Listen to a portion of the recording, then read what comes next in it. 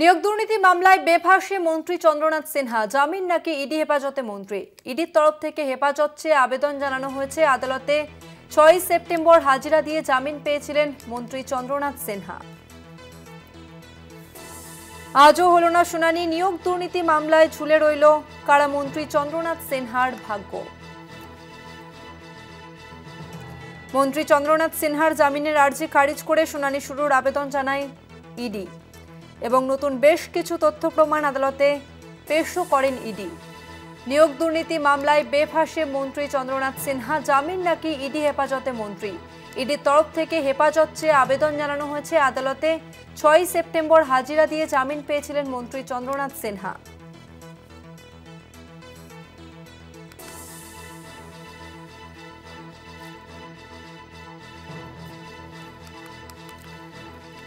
নিয়োগ দুর্নীতি মামলায় বেফাঁসে মন্ত্রী চন্দ্রনাথ সিনহা, জামিন নাকি ইডি হেফাজতে মন্ত্রী। ইডির তরফ থেকে হেফাজত চেয়ে আবেদন জানানো হয়েছে আদালতে। ৬ সেপ্টেম্বর হাজিরা দিয়ে জামিন পেয়েছিলেন মন্ত্রী চন্দ্রনাথ সিনহা এবং আজকেও শুনানি হয়নি। নিয়োগ দুর্নীতি মামলায় ঝুলেই রইল কারামন্ত্রী চন্দ্রনাথ সিনহার ভাগ্য। মন্ত্রী চন্দ্রনাথ সিনহার জামিনের আর্জি খারিজ করে শুনানি শুরুর আবেদন জানায় ইডি। নতুন বেশ কিছু তথ্য প্রমাণ আদালতে পেশ করেন ইডি। ফের আজও ৭ দিনের হেফাজত চেয়ে আবেদন জানায় ইডি।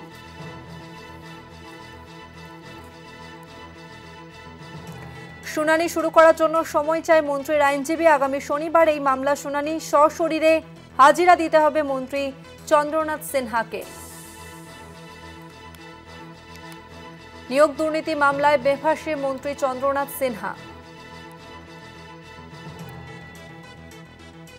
আজকেও হলো না শুনানি। নিয়োগ দুর্নীতি মামলায় ঝুলেই রইল কারামন্ত্রী চন্দ্রনাথ সিনহার ভাগ্য। মন্ত্রী চন্দ্রনাথ সিনহার জামিনের আর্জি খারিজ করে শুনানি শুরুর আবেদন জানায় ইডি। নতুন বেশ কিছু তথ্য প্রমাণ আদালতে পেশ করেন ইডি। ফের আজও ৭ দিনের হেফাজত চেয়ে আবেদন জানায় ইডি। শুনানি শুরু করার জন্য সময় চায়, এমনটাই মন্তব্য মন্ত্রীর আইনজীবীর। আগামী শনিবার এই মামলার পরবর্তী শুনানি। সশরীরে হাজিরা দিতে হবে মন্ত্রী চন্দ্রনাথ সিনহাকে, এমনটাই নির্দেশ দেওয়া হয়েছে।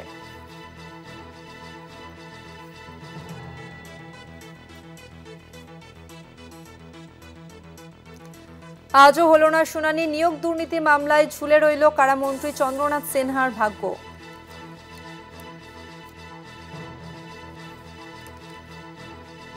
মন্ত্রী চন্দ্রনাথ সিনহা জামিনের আর্জি খারিজ করে শুনানি শুরুর আবেদন জানায় ইডি। নতুন বেশ কিছু তথ্য প্রমাণ আদালতে পেশ করেন ইডি।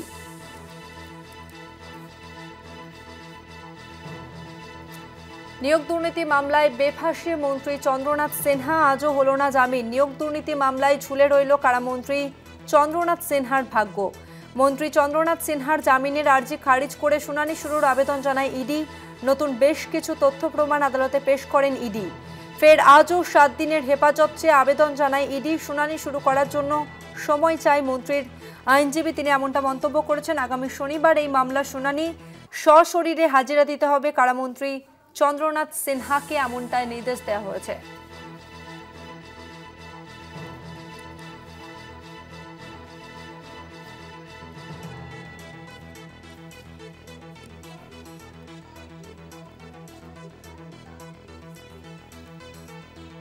নিয়োগ দুর্নীতি মামলায় বেফাঁসে মন্ত্রী চন্দ্রনাথ সিনহা, আজও হলো না শুনানি। নিয়োগ দুর্নীতি মামলায় ঝুলে রইল কারামন্ত্রী চন্দ্রনাথ সিনহার ভাগ্য। মন্ত্রী চন্দ্রনাথ সিনহার জামিনের আর্জি খারিজ করে শুনানি শুরুর আবেদন জানায় ইডি। নতুন বেশ কিছু তথ্য প্রমাণ আদালতে পেশ করেন ইডি এবং ফের আজও ৭ দিনের হেফাজত চেয়ে আবেদন জানায় ইডি। আগামী শনিবার এই মামলার পরবর্তী শুনানি এবং সেই দিন সশরীরে হাজিরা দিতে হবে মন্ত্রী চন্দ্রনাথ সিনহাকে।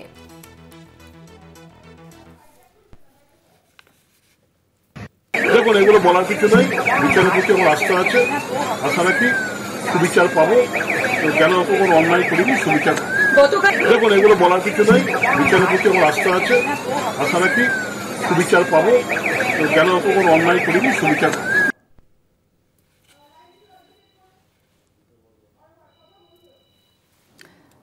নিয়োগ দুর্নীতি মামলায় ঝুলে রইল কারামন্ত্রী চন্দ্রনাথ সিনহার ভাগ্য। নতুন বেশ কিছু তথ্য প্রমাণ আদালতে পেশ করেন ইডি। শনিবার মামলার পরবর্তী শুনানি এবং সেই দিন সশরীরে হাজিরা দিতে হবে মন্ত্রী চন্দ্রনাথ সিনহাকে। নিউজরুম থেকে সরাসরি রয়েছে আমাদের প্রতিনিধি অরিত্র ঘোষ। অরিত্র, আজকে শুনানিতে ঠিক কি তথ্য উঠে এলো?